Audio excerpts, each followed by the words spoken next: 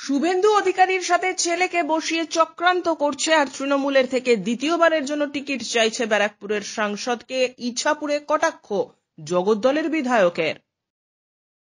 অপরদিকে শুভেন্দু অধিকারীর সাথে ছেলেকে বসিয়ে চক্রান্ত করছে, অপরদিকে মমতা বন্দ্যোপাধ্যায় অভিষেক বন্দ্যোপাধ্যায়ের কাছে গিয়ে বলছে ব্যারাকপুর লোকসভায় দ্বিতীয়বারের জন্য টিকিট দেওয়া হয়। সুবোধ অধিকারীর কথা যে হঠাৎ ইঁদুর হয়ে আবার ঢুকে গেল তৃণমূল কংগ্রেসে, তাদের কিন্তু ভুলে যাবেন না। ব্যারাকপুর শিল্পাঞ্চলের রাজনীতিতে তৃণমূল কংগ্রেসের দুই নেতা ব্যারাকপুরের সাংসদ অর্জুন সিং এবং জগদ্দলের বিধায়ক সোমনাথ শ্যামের একে অপরের বিরুদ্ধে করা মন্তব্য উত্তপ্ত হয়ে উঠেছে শিল্পনগরী ব্যারাকপুর। এবার লোকসভা নির্বাচনের দোরগোড়ায় দাঁড়িয়ে ফের নাম না করে ব্যারাকপুরের সাংসদ অর্জুন সিংকে আক্রমণ করলেন জগদ্দলের বিধায়ক সোমনাথ শ্যাম।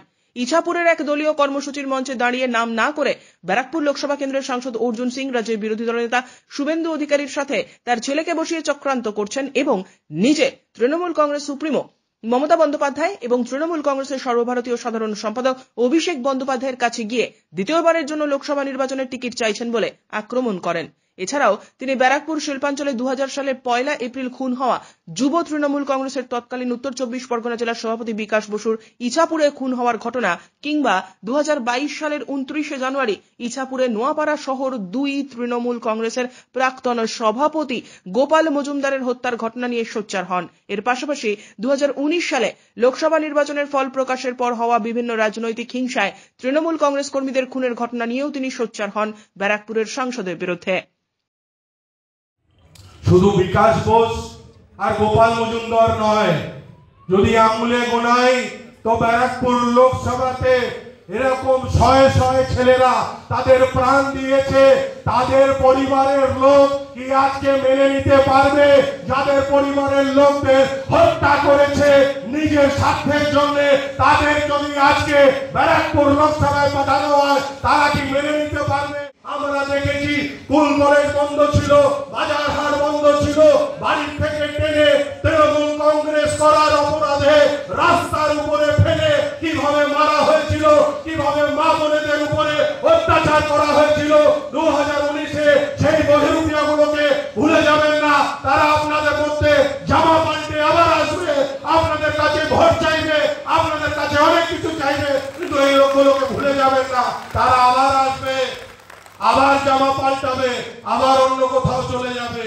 আমাদের ব্যারাকপুর নয়, খড়দার থেকে নিয়ে 20 পর্যন্ত যত পার্টি অফিস ছিল, প্রত্যেকটি পার্টি অফিস ছিনিয়ে সেদিনকে গেরুয়া রং করেছিল, সেদিনকে সেই কথা ভুলে যাবেন না।